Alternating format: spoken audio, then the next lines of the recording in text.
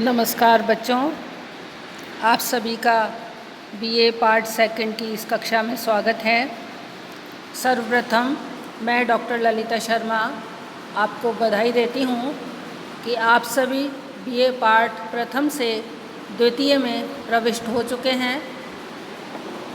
आज अपना पहला व्याख्यान होने के कारण मैं आपको इस पेपर के बारे में, जो कि द्वितीय प्रश्न पत्र में आपको पढ़ाऊँगी, उसके बारे में पाठ्यक्रम के संबंध में मैं कुछ चर्चा करना चाहूँगी। तो देखिए, पाठ्यक्रम मैं आपके द्वितीय प्रश्न पत्र की जो कक्षाएं हैं, ऑनलाइन कक्षाएं, वो मैं लूँगी और उसके अंतर्गत जो कुछ है उसके बारे में मैं बताती हूँ आपको कि इनमें, जैसा कि आपके प्रथम वर्ष में भी जो सेकंड पेपर था वह गद्य का था और प्रथम प्रश्न पत्र जो था वह पद्य का था, यहाँ पर भी ऐसा ही है। प्रथम प्रश्न पत्र आपका पद्य का है, जबकि द्वितीय प्रश्न पत्र आपका गद्य का है। तो गद्य की जो विविध विधाएं हैं वो आपके पाठ्यक्रम में हैं, उनके बारे में मैं आपको बताना चाहूँगी कि आपके जो प्रश्न आएंगे वो एक प्रश्न आएगा जिसमें व्याख्याएं होंगी और उसके अंतर्गत 3 व्याख्याएं होंगी। आपकी पाठ्य पुस्तकें जिसके बारे में कि मैं आगे बताने वाली हूँ, उन सभी पुस्तकों में से आपके एक व्याख्या आएगी। अर्थात आपकी 3 पाठ्य पुस्तकें हैं और उनमें से 3 व्याख्याएं आएंगी। प्रत्येक व्याख्या 10 अंक की होगी और इस तरह से कुल 30 अंक की व्याख्या हो जाएगी।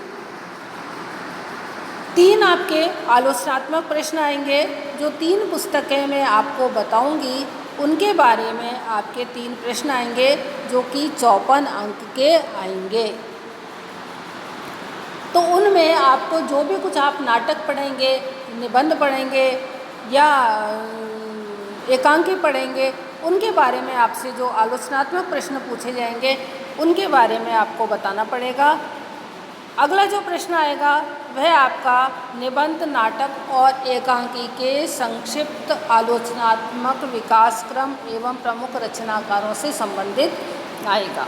अर्थात आपके पाठ्यक्रम में नाटक है, निबंध है और एकांकी है। आपको निबंध का, नाटक का और एकांकी का जो विकास क्रम है और उसके जो प्रमुख रचनाकार हैं, इनके बारे में अच्छी तरह से जानकारी करनी है, क्योंकि इसके ऊपर एक प्रश्न आएगा जो कि आपके 16 अंक का होगा। किताबों के बारे में मैं बताती हूँ। 9 निबंध आएंगे जिनको कि मैं नीचे बताऊँगी अलग से। एक नाटक है रक्तध्वज और 6 एकांकी हैं। एकांकी संग्रह है किताब इसकी। 9 निबंध जो है वे निबंध संग्रह के अंतर्गत संग्रहित हैं। साहित्यिक निबंधों में जिन निबंधों को शामिल किया गया है वो निबंध है, पहला है साहित्य जन समूह के हृदय का विकास है। दूसरा जो निबंध है यह कवि कर्तव्य है, जो कि महावीर प्रसाद द्विवेदी ने लिखा है। तीसरा आपके जो निबंध संकलित किया गया है वो है तुलसी के सामाजिक मूल्य, डॉक्टर रामविलास शर्मा ने इसे लिखा है।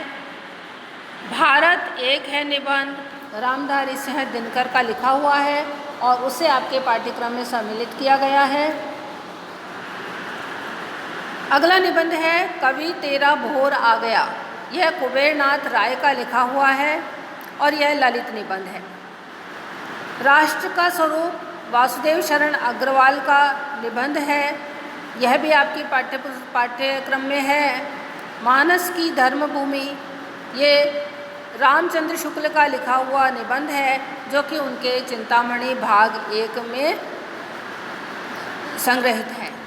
पार्थिव धर्म निबंध विद्यानिवास मिश्र का लिखा हुआ है, यह आपके पाठ्यक्रम में है। और अंतिम निबंध आपका राजस्थानी साहित्य में राष्ट्रीय भावना, कन्हैयालाल सहल प्रतिनिधि निबंध संग्रह जयपुर का है। तो ये आपके निबंध हैं। ये सभी निबंध आप चाहे तो अलग अलग आप नेट से ले सकते हैं और नहीं तो आपके निबंध संग्रह एक पुस्तक है, उस पुस्तक में भी आपको सारे निबंध मिल जाएंगे। दूसरा जो आपके नाटक है, एक निबंध संग्रह है, दूसरी पुस्तक आपकी नाटक है। नाटक आपके रक्तध्वज है और नाटककार हैं डॉक्टर राजेंद्र मोहन भटनागर। तीसरा आपका जो है एकांकी संग्रह है। एकांकी संग्रह के अंतर्गत नया पुराना एकांकी है जो कि उपेंद्र नाथ अश्क ने लिखा है। दीपदान एकांकी राम कुमार वर्मा ने लिखा है। बीमार का इलाज उदय शंकर भट्ट ने लिखा है। भोर का तारा जगदीश चंद्र माथुर ने लिखा है।